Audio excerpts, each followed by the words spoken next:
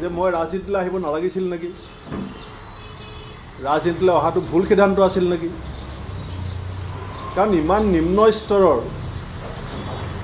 ইমান কুলসিত চিন্তা চৰ্চাৰে অসমৰ ৰাজনৈতিক ক্ষেত্ৰখনক যি ধৰণে ধুৱলি কৰিবলৈ চেষ্টা কৰা হৈছে, এইবিলাক পৰিৱেশ আমাৰ কল্পনাৰ অগোচৰ আছিল। যিজন তৰুণ গগৈ ডাঙৰীয়াৰ আঙুলিত ধৰি হিমন্ত বিশ্ব শৰ্মা ডাঙৰীয়া অসমৰ ৰাজনীতিত পৰিচিত হৈছিলে, 2001 চনত জালুকবাৰী সমষ্টিত টিকেট দি জিকাই অনাৰ পিছত 2002 চনৰ পৰা প্ৰায় 15 চনলৈকে একেৰাহে বিভিন্ন গুৰুত্বপূৰ্ণ পদত যিজন মানুহক মন্ত্ৰী কৰি ৰাখিছিলে। আৰু এদিন তৰুণ গগৈ ডাঙৰীয়াই ৰাজহুৱা অকপট স্বীকাৰোক্তি কৰিছিলে যে হিমন্ত বিশ্ব শৰ্মাই যদি ফাইল এটা লৈ আহে মই চকু মুদি চহী কৰোঁ। সেই মানুহজন জীয়াই থাকোঁতে হিমন্ত বিশ্ব শৰ্মা ডাঙৰীয়াই মুখ্যমন্ত্ৰী হোৱাৰ লালসাত কংগ্ৰেছ দলটোৰ ভিতৰত যিখিনি কৰিলে সেয়া সকলোৰে বিদিত আৰু জ্ঞাত, মই এইখিনি ব্যাখ্যা কৰাৰ প্ৰয়োজন নাই। কিন্তু এজন মানুহ মৃত্যুৰ পিছত 3 বছৰ এই প্ৰতিবেদনখন গাপ দি ৰাখি যি ধৰণে তৰুণ গগৈ ডাঙৰীয়াক জনমানসত কুলসিত কৰিবৰ কাৰণে চেষ্টা কৰা হৈছে, মই ভাবোঁ যে ৰাজনৈতিকভাৱে প্ৰতিদ্বন্দ্বী হওক শত্ৰু হওক, মৃত্যুৰ পাছত এনেকৈ হিমন্ত বিশ্ব শৰ্মা ডাঙৰীয়াক বাদ দি বেলেগ কোনোবাই কাৰোবাক খেদি ফুৰিছে বুলি মোৰ মনত নধৰে আৰু মোৰ মনত নাই। কালি বিজেপিৰ সভাপতি দিলীপ শইকীয়া ডাঙৰীয়াক কৈছে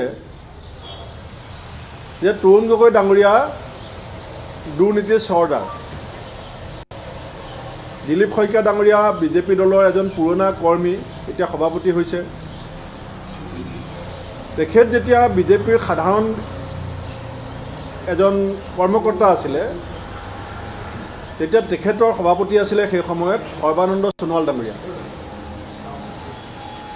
যদি তৰুণ গগৈ ডাঙৰীয়াই দুৰ্নীতিৰ চৰ্দাৰ হয়, তেতিয়াহ'লে সেই সময়ৰ বিজেপি দলৰ সভাপতি সোণোৱাল ডাঙৰীয়াই, যেতিয়া তৰুণ গগৈ ডাঙৰীয়াৰ চৰকাৰ চলি আছিল, সেই সময়ত কিয় কিতাপ প্ৰিণ্ট কৰি উলিয়াইছিল যে হিমন্ত বিশ্ব শৰ্মা দুৰ্নীতিৰ চৰ্দাৰ বুলি। এতিয়া সৰ্বানন্দ সোণোৱাল ডাঙৰীয়াৰ বিৰুদ্ধে দিলীপ শইকীয়া সোণোৱালে কথাবিলাক কৈছে নে হিমন্ত বিশ্ব শৰ্মাৰ চুটলিপি মতে কৈছে, সেইখিনিও নিশ্চয় অসমৰ ৰাইজে বিচাৰ কৰিব। বিপ্লৱ শৰ্মা ডাঙৰীয়াৰ প্ৰতিবেদনৰ কথা বতৰা চলি থাকোঁতে ৰাকেশ পালৰ ফ্লেটত হিমন্ত বিশ্ব শৰ্মাই দিয়া তালিকা ওলাইছিল বুলি কথাটো চবেই জানে। মঙলদৈ এগৰাকী বিধায়কৰ পৰিয়ালত 7জন নে 9জনৰ চাকৰি হোৱা বুলি চবেই জানে। সেই কথাবিলাক কিন্তু প্ৰতিবেদনত উল্লেখ নাই।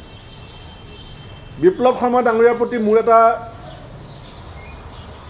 সাংঘাতিক সন্মান আৰু কৃতজ্ঞতাৰ ভাৱ আছিলে যে তেখেতে অসম চুক্তিৰ 5 নং 6 নং দফা সম্পৰ্কটো